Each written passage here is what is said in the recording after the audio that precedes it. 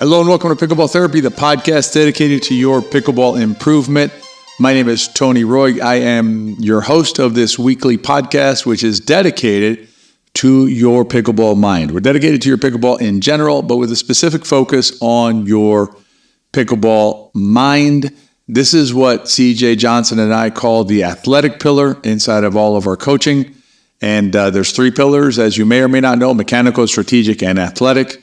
And in this podcast, we are focused primarily on the athletic pillar, which is your body and mind. Now, that said, this week we're actually bringing back a former segment of this podcast called The Riff. One of our pickleball therapy therapists let us know that the riff meant something to them, so we are going to bring it back. And what I'd like for you to do, if you can, is let us know, is this something that you like? If you feel strongly about it one way or the other, send me an email at therapy@betterpickleball.com. Put in the subject line, The Riff, if you would. I believe it has two S. And let me know if this is something that you enjoy, the Riff segment at the end of the podcast. In the Riff, I'm going to be chatting about paddles and basically our mindset when it comes to paddles. In the main section, we're going to be talking about the never say die mindset. And this is interesting because this is where the pillars overlap. You know, there are three pillars, but it's not like they stand alone all the time. There's a lot of overlap between them. For instance, when you think about the mechanical pillar, there's things that you have to do with your body in order to play pickleball. Well, the athletic pillar is the body mind, right? And the body and the mind. So let's say like the stronger that your legs are, for instance, right? The better you're able to stay down in your dinks and get down for the low shots. The longer you're able to do that, the better you're able to play. So everything works together.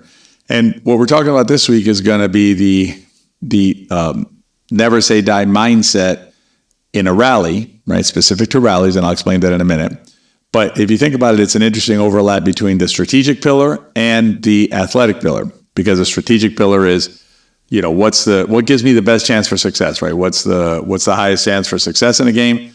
And if you have this mindset, which is the mind, you're going to give yourself the highest chance for success strategically as well. So again, overlap between these pillars and understanding that all three are necessary and working on all three is how you're going to really maximize your potential as a pickleball player. I just looked we capture this. If you don't know this, we capture this on YouTube as well. So there's a YouTube channel called Pickleball Therapy and a podcast called Pickleball Therapy. So you can listen to it on a podcast or watch it on YouTube if you choose. And I just realized that behind me, I've hung up a shirt that one of our team members, Patty, sent me. And thank you, Patty, for the shirt. It's very cool. And it says, "Warning, I'm a poacher." It was based on a series of videos that we did on the YouTube channel that created a lot of interest about poaching, even though, frankly, the videos were not about poaching. A poacher was involved in the videos, but the videos were about decision-making and things like that. So a little bit different angle. But thank you very much for the shirt. It's a very cool shirt. All right, let's dive into the podcast and talk about the never say die mindset. So think about, when you're playing out there, there are times when we're going to be in trouble, right? There's times that we're going to be reeling, we're going to be on our heels, right? The other team has the upper hand. The question is, what do we do, right? What do we do in that situation? And I was reminded of this thought process in watching a PPA match. It was the finals between Andrei, Daescu, and Anna Leigh against the strongest mixed doubles team in the history of pickleball, Johns Anna Leigh Waters. I don't remember their exact record, but they haven't been beaten, I think, since I was 22 or something like that. It's been a long time since they've lost a match. And this was a gold medal match at the Austin tournament, I believe it was. I'll put a link down in the show notes if you want to check out the match. Although if you watch it, I'm going to recommend you do it a certain way. So I'm going to give you a specific instruction in a few minutes on how to watch it. But and let me be clear, I'm going to give you an instruction that you're welcome to use or not use. I'm not trying to tell you how to live your life, but if you want to get the most out of watching it and growing your eye for this type of thing, then I'll give you a suggestion. How about that? All right, so it was the final match. Like I said, it's 3 out of 5 as they play in that format there. So the best 3 out of 5 games. And frankly, it wasn't even close. Like it wasn't even, I mean, the second game, I guess Anna Leigh and Ben did a little better, but the match was very, very, very one-sided in favor of Daescu and Anna Bright. And Daescu, I happen to, I don't know him well personally. I've said hi to him a few times at tournaments, but he's from Florida. And so I've seen him in the Florida circuit for many years. And I know he's been a player that's worked at his game for a long time. Like he comes from a strong background of tennis. He played Davis Cup for his country and things like that. But he is he's been at pickleball probably about as long as I have, maybe a little bit long, maybe a little bit shorter, a little longer, but still a while. But he's really worked at his game. For a while, he played, I think he still plays APP events, which is great. But I think the PPA crowd kind of was like, well, Daescu, yeah, he's good at the PPA, APP, but not PPA. That's a different level. And so he comes to the PPA event, wins the men's doubles gold with Matt Wright, right? So awesome there. And then wins the mixed doubles in very convincing fashion. But what I want to focus in on with Daescu, and I'll give Anna Bright credit as well, but I really want to focus on Daescu because Daescu is also, I don't know his exact age, but he's one of the older players on the court. I think, but he has to be the oldest player on that court, pretty sure. But actually, 100% sure. He's the oldest player on that court. But if you watch him play, he is on the court. He is the fiercest extender of the rally. Like he is, talk about never say die mindset. And I want to hone in on a few specifics of what he does to extend rallies. First of all, he is always putting himself physically in the best position given the situation. And what I mean by that is, if he has an opportunity to be offensive as a player, then you'll see him move forward and be offensive. If he's in a situation, if his team is in a situation that doesn't merit that, right, doesn't warrant that, then you'll see Andrei put himself in a defensive position, right, which generally means farther back in the court. So at the baseline, behind the baseline, as far back as possible in order to be able to better defend against the potential offense that's coming against his team. And you'll see him, and he's I think 6'5", I believe. He's a tall player, but the way he commits to going after balls and to keep extending rallies, he is like I said, it's a mindset thing. It's not just strategically. I know that if I extend the rally, I give myself the best chance for winning. It's basically to him it's become second nature. I'm pretty sure. That he's never going to let a rally end without him doing the best that he can to put his paddle on that ball. So you have court position is really important there. Another thing that he does very well is his awareness of the net.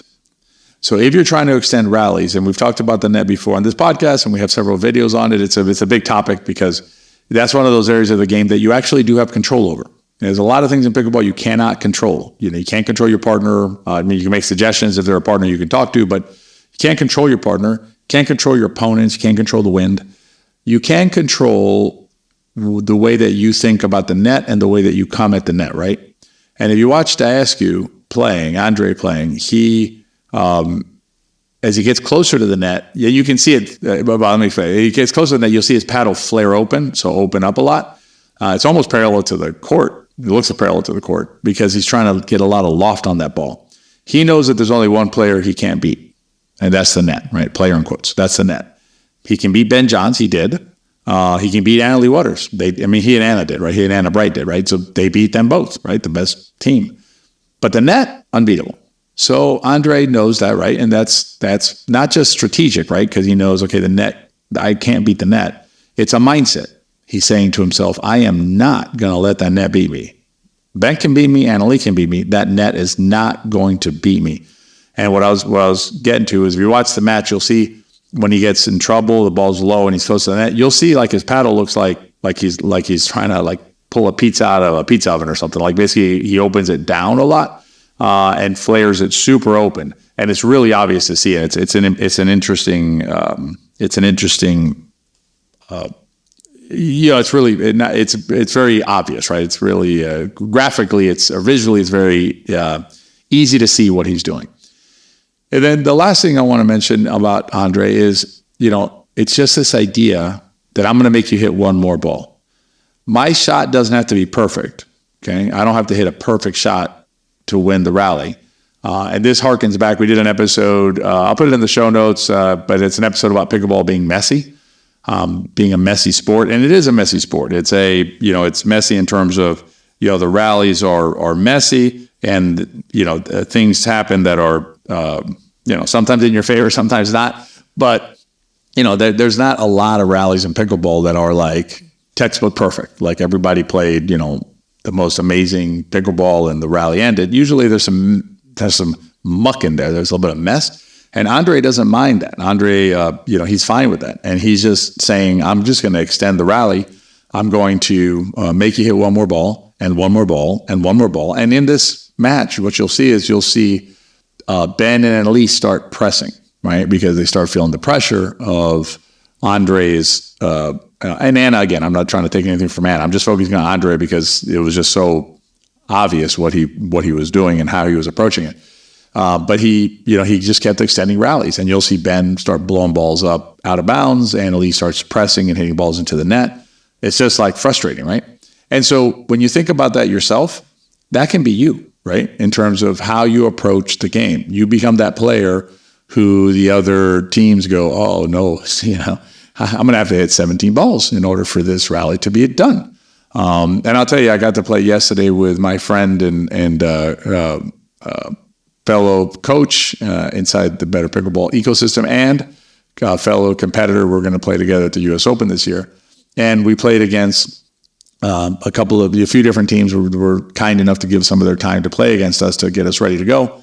And, some of these players, you can see the players who just keep the ball going and going and going, and it becomes frustrating, to play against that, right? Because you have to keep your discipline as a player, and sometimes we do, sometimes we don't. But that idea of extending the rally, it's a mindset piece, being aware of the net, knowing, okay, I'm going to just put a paddle on this. I'm going to keep going and going as long as, I'm going to keep extending the rally as long as I can, will really change how you play and how your opponents view you as a competitor.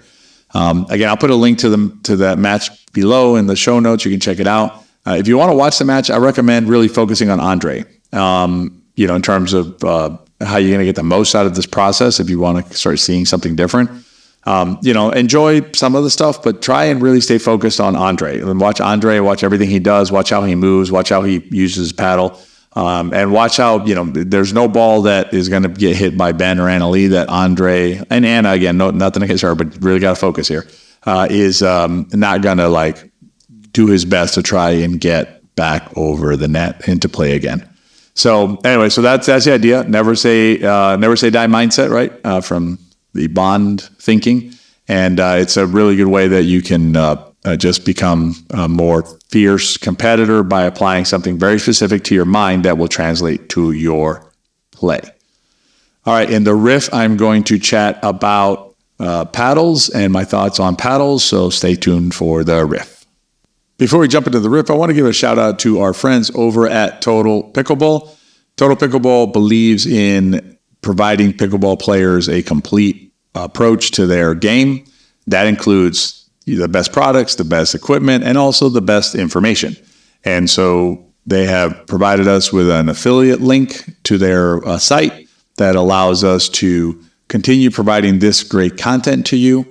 So if you're purchasing a paddle or some sort of equipment, give a look to our friends at Total Pickleball. You're going to get the same great price that they would provide without the affiliate link, but it does help support this podcast and other efforts that we have to help strengthen pickleball players all across the country. I'll put a link down in the show notes. If you're going to visit Total Pickleball, please use the link because that lets Total Pickleball know that you heard it here at the Pickleball Therapy Podcast. All right, let's talk about paddles. My favorite topic, paddles. And in all seriousness, paddles obviously are super important to our game. They're the tool that we use when we're out on the pickleball court. Just recorded a video for the YouTube channel Into Pickle that we have that has to do with lead tape, right? And it's a friendly guide to how to think about lead tape and how to apply lead tape to your paddle. I'll put that link down below. You can find it at Into Pickle as well, just on YouTube. And in review of that, you're doing some research, reviewing some materials, and so I started going down the paddle rabbit hole a little bit. And some of our fellow creators have created some really good additional supplemental kind of information on lead tape in terms of analyses on the machine that handles the swing weight and the twist weight, and then also the specific weights of different types of tape and different sizes. So we linked to that inside the video. So I was gathering that information, but I started to see some of the other content that's being put out on paddles. And it's interesting content, don't get me wrong. It's interesting to see what's going on, with Kevlar, with raw carbon, with all these different things. But I will suggest to you that there is a limit to the impact that a paddle is going to have on your play. And what I mean by that is when you think about your play, big picture, right? When you think about your play, you want to ask yourself, like, what is the impact that a paddle is going to have versus something else? And that something else usually is improving a shot technique, improving an understanding, right?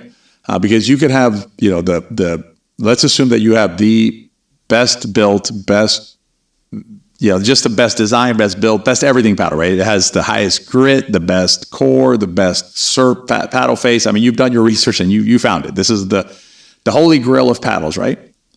But you have a flaw in your volley mechanic, let's say.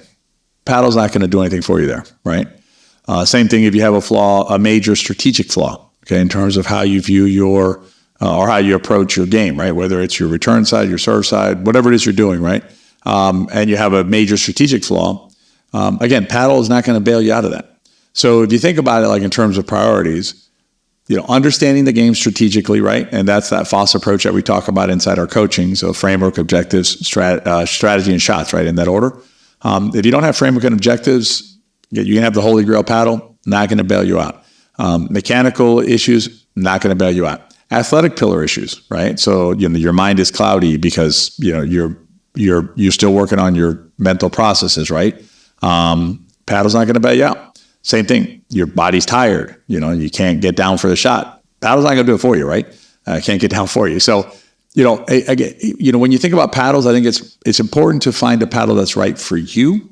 And what I would suggest focusing on there, generally speaking, is you want a paddle that's not too heavy for you, right? That's really key because you don't want to hurt yourself with a paddle. You could have a Holy Grail paddle, meaning like everything is magnificent in the paddle. It's the best built paddle in the history of paddles, but it's too heavy for your body, right? Not going to be good for you because it's going to hurt you. So you're better off going with a paddle that's not the Holy Grail, but doesn't hurt you, right? That makes sense. So weight is super, super, super important. Paddle grip size is super important as well. Make sure it's a paddle grip that you're comfortable holding. It doesn't hurt your arm. It's not too big, not too small. And you can think about that in terms of like gripping a pencil, it'd be too small. Gripping a water bottle is too big. Obviously, I've gone to the extremes. But, you want a paddle that fits in your hand comfortably. Usually you can use your pinky from the offhand, kind of fit it in between your finger and your palm. That's a pretty good guide. Quarter inch, something like that is a decent guide in terms of spacing there.